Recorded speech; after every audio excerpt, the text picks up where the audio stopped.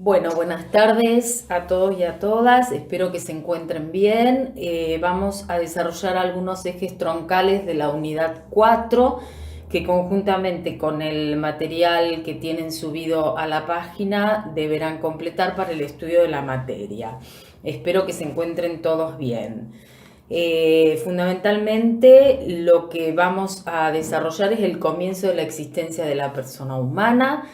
Partimos de la base de sostener, ya lo han leído ustedes en los textos, que todo ser humano es persona para el derecho, situación que no fue así a lo largo de la historia y a lo largo de las distintas regulaciones en los ordenamientos jurídicos, pero a esta altura de la evolución de los derechos humanos, conceptualizamos claramente que toda persona humana es persona para el derecho.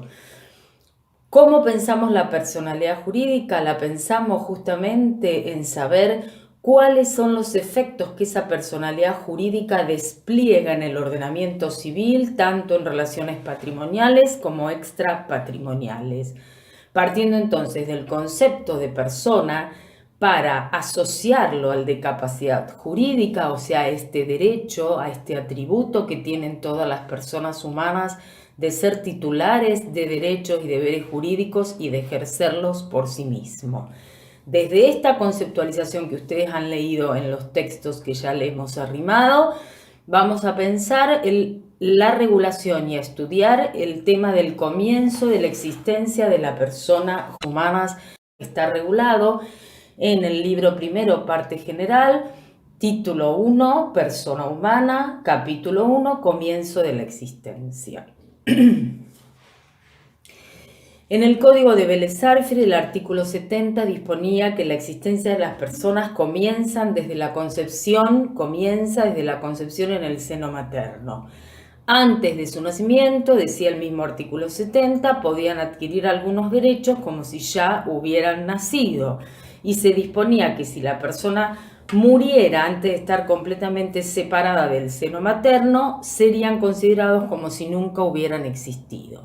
Esta regulación que toma Vélez en el artículo 70 era bien distinta a la que tenían distintos ordenamientos, o sea, Vélez se separa del derecho romano. En el derecho romano se sostenía y se disponía, al igual que en el Código de Napoleón, el alemán y el italiano, por ejemplo, que el comienzo de la existencia de la persona lo era a partir del nacimiento y que los derechos del concebido quedaban suspendidos hasta que se produjera el nacimiento con vida. Nuestro ordenamiento, el de Vélez, disponía, basándose o tomándolo por cuestiones ideológicas, religiosas y filosóficas del esbozo de Freitas, que el comienzo de la existencia de la persona lo era a partir de la concepción en el seno materno. Eso llevaba justamente, como lo dijo claramente Orgaz, que es un doctrinario cordobés, a crear una doble ficción, esta ficción de que si estaba concebida una persona, la persona por nacer se la consideraba como persona estando concebida, y si nacía sin vida se consideraba como si nunca hubiera existido. O sea, había que recurrir a esta ficción para resolver esa problemática, por salirnos de la regulación que claramente se venía sosteniendo desde el derecho romano de que será persona desde el nacimiento. ¿Cómo es la regulación actual? El artículo 19 del Código Civil sostiene que la existencia de la persona humana comienza con la concepción. ¿Y qué significa esto? Esta regulación no fue la misma de la que habían realizado los autores del proyecto de Código Civil y Comercial de la Nación, pues ellos sostenían, al igual que Vélez, que el comienzo de la existencia de la persona humana lo era desde la concepción en el seno materno. Esa regulación de los autores del proyecto sufrió modificaciones. Ustedes saben que hubo muchas modificaciones que elaboró el Poder Ejecutivo y finalmente el Senado aprueba la sanción actual, retirando la palabra seno materno y sosteniendo que comienza la existencia de la persona humana desde la concepción. estableciendo el artículo 9 de la ley 26994 de sanción del Código Civil, como ustedes ya saben, una normativa transitoria que dispone que la protección del embrión no implantado será regulada por una ley especial. Entonces, ¿cómo queda el régimen actual? Se es persona a partir de la concepción y todo lo vinculado a los embriones no implantados extracorpóreos se regirán por una ley especial que actualmente en nuestro ordenamiento es la Ley de Fertilización Asistida. O sea que al embrión extracorpóreo se le otorga una protección a través de una ley especial. ¿Por qué se le otorga la protección a través de una ley especial? Porque justamente el derecho al beneficio de los avances científicos, las modificaciones que sufren estos avances tecnológicos tienen que estar necesariamente regulados en una ley flexible que permita sus modificaciones y no en el Código Civil y Comercial de la Nación. Ahora bien, estamos entonces con que el comienzo de la existencia, de acuerdo a la regulación actual de la persona, es desde la concepción. ¿Qué debe entenderse por concepción? Y para saber qué debe entenderse por concepción, porque claro está que en la época de Vélez la única concepción posible era en el seno materno. Sabemos todos actualmente que a través de las técnicas de reproducción humana asistida, la concepción puede producirse extracorpóreamente, por ejemplo, por las técnicas de fertilización in vitro. Entonces, como en la época de Vélez eso era impensado, era correcto a lo mejor hablar del seno materno. Actualmente, ¿qué debe entenderse entonces por concepción? Si hacemos un análisis sistemático de la ubicación en que está esta normativa y también de la normativa vinculada a esta temática en el resto del cuerpo del Código Civil, vamos a interpretar necesariamente que cuando hablamos de concepción estamos hablando también de implantación. ¿Por qué decimos esto? Porque el artículo 20 del Código Civil, en el mismo capítulo en que habla del comienzo de la existencia de la persona, refiere que la época que la duración del embarazo y la época de la concepción es el lapso entre el máximo y el mínimo fijado para la duración del embarazo. En consecuencia, el embarazo en el único lugar en que puede producirse es en el cuerpo de la persona que lo porta. Claramente, si hablamos de concepción, hablamos de implantación en el cuerpo de la mujer o de la persona que lo porta.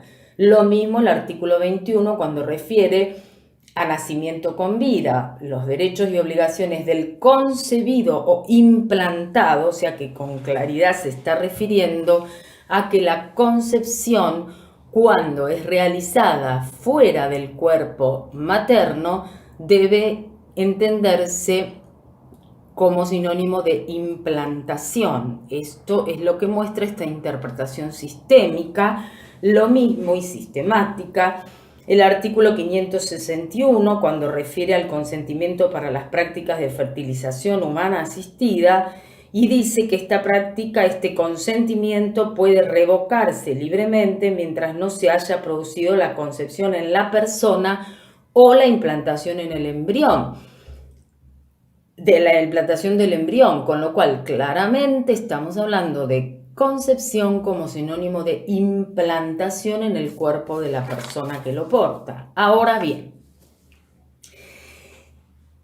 esta interpretación sistemática también tiene ahora, doctrinaria y jurisprudencialmente, un apoyo muy importante que es el fallo Artavia Murillo de la Corte Interamericana de Derechos Humanos. Este fallo, ustedes saben que la Corte Interamericana de Derechos Humanos es el órgano competente para juzgar situaciones de conflicto que se presenten cuando alguno de los estados partes de la Convención del Pacto de San José de Costa Rica viola la normativa de la Convención.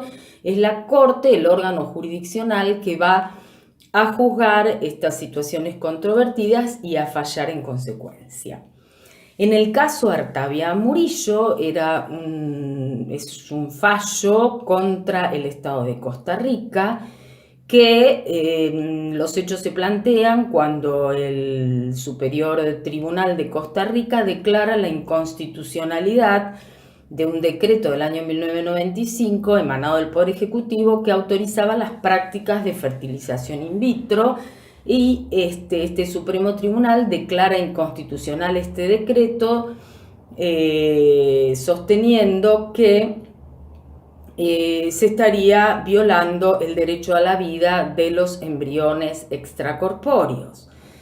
Este decreto era un decreto incluso bastante limitativo porque autorizaba hacer las prácticas de fertilización in vitro solamente entre cónyuges, solamente con un número determinado de embriones que deberían ser transferidos a la cavidad uterina, quedando prohibido desechar o eliminar embriones.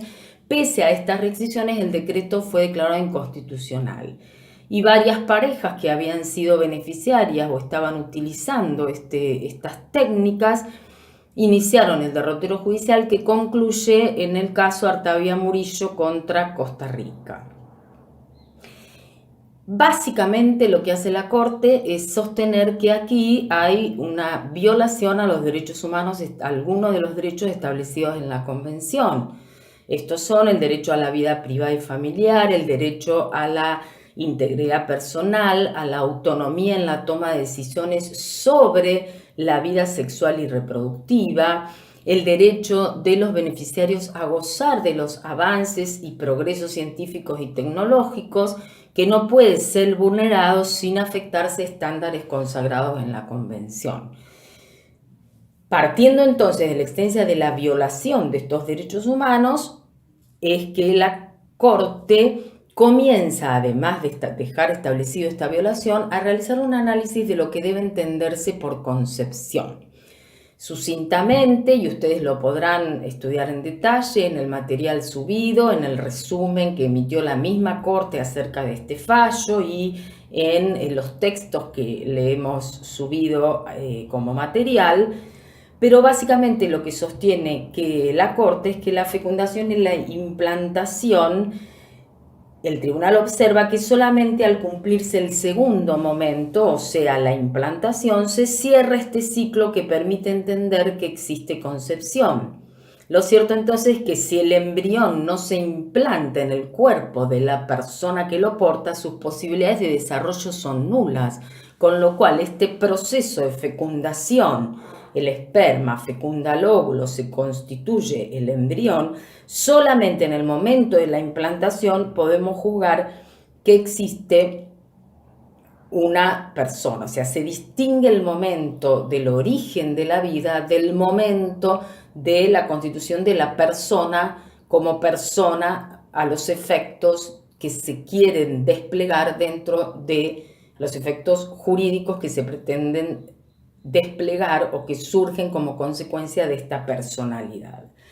También el fallo dice que el artículo 4 de la Convención, cuando dice que toda persona tiene derecho a que se respete su vida y que este derecho está protegido por ley y en general a partir del momento de la concepción, debe interpretarse que esta palabra en general permite excepciones, o sea que la protección del derecho a la vida del embrión no es una protección absoluta, sino que es una protección gradual e incremental, o sea que va a ir avanzando en la medida del desarrollo del embrión, y que si en el interín hay conflictos de derechos, porque no habría un derecho absoluto en la protección de la vida del embrión, que en conflictos con otros derechos, como el derecho a la salud reproductiva, como el derecho al acceso al beneficio de la evolución de la ciencia y la tecnología, la Corte, ponderando estos derechos,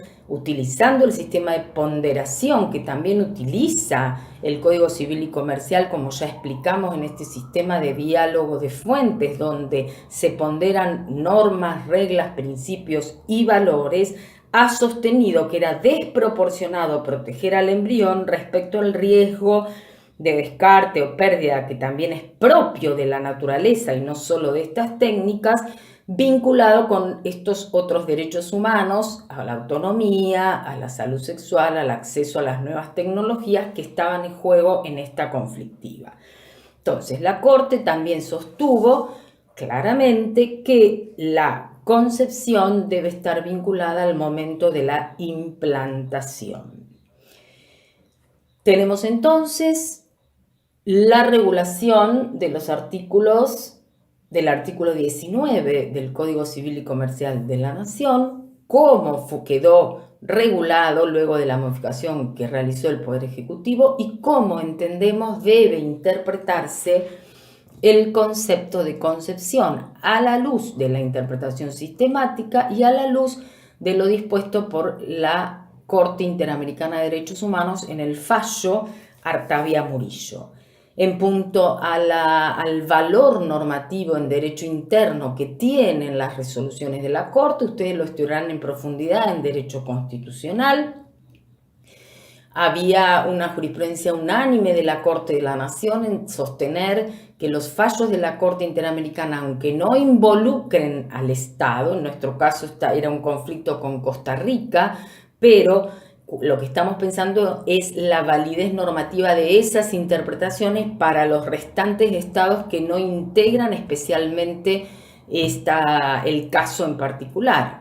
La Corte de la Nación, como les decía, en principio hasta el caso Fontevecchia, ha sostenido que la aplicación de la interpretación de los fallos de la Corte era para todos los estados partes, claro está, porque si todos los estados partes de la Convención, todos los estados partes integran la Convención, no es razonable que un fallo sea aplicable solamente a quien participó del conflicto, porque después duplicaría la necesidad de dictar un fallo en cada oportunidad en que se violen idénticos derechos. Van a profundizar ustedes en materia de derecho constitucional cómo fue los precedentes y la jurisprudencia para entender en esta temática del valor normativo interno de los fallos de la Corte Interamericana. Por ahora, en lo que nos interesa, nos quedamos nosotros con estos puntos de coincidencia en materia de lo que se debe entender por concepción.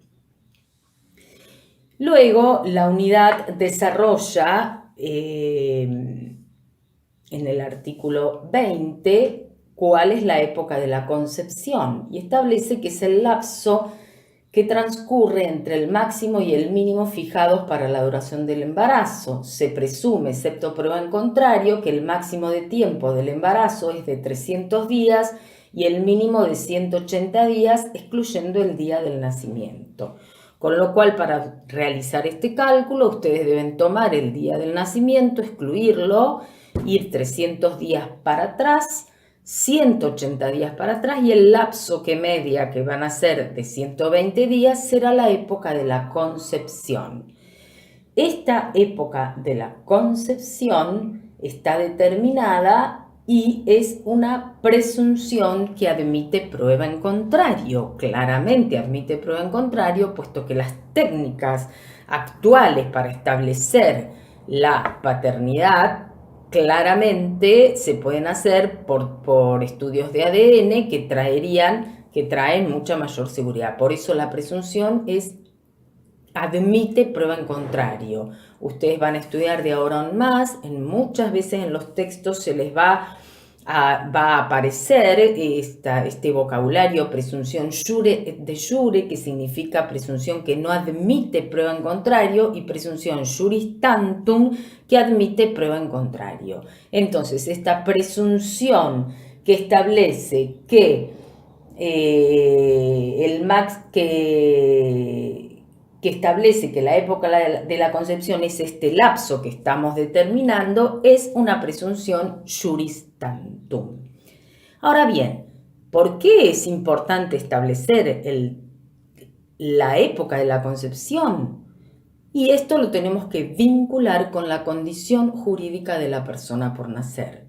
La persona por nacer, de acuerdo al artículo 22 del Código Civil, es un incapaz de ejercicio. ¿Esto qué significa? En primer lugar, ya lo vamos a vincular cuando estudiemos la unidad de capacidad, Pero lo que tenemos que tener presente es que la persona por nacer puede ser titular de derechos, puede adquirir derechos mientras esté concebida en el seno materno. Y esos derechos quedarán irrevocablemente adquiridos, como lo establece el artículo 21, si la persona por nacer nace con vida.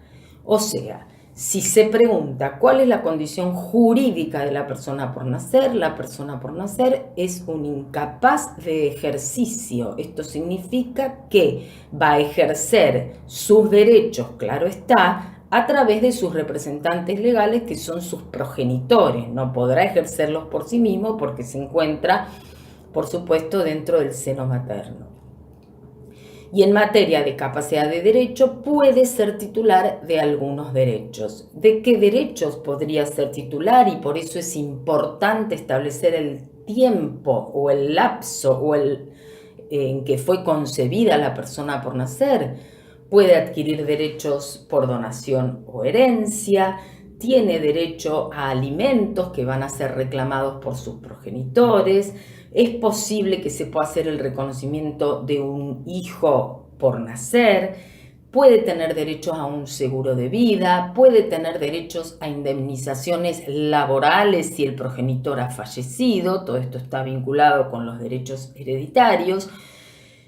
O sea, la persona por nacer puede adquirir derechos. Por ejemplo, una persona por nacer está concebida en el seno materno y el tío de esta persona por nacer le puede donar un inmueble. Ahora bien, para que ese derecho se haga efectivo, para que ese acto jurídico de donación se haga efectivo, es necesario que la persona, tal como lo establece el artículo 21, nazca con vida.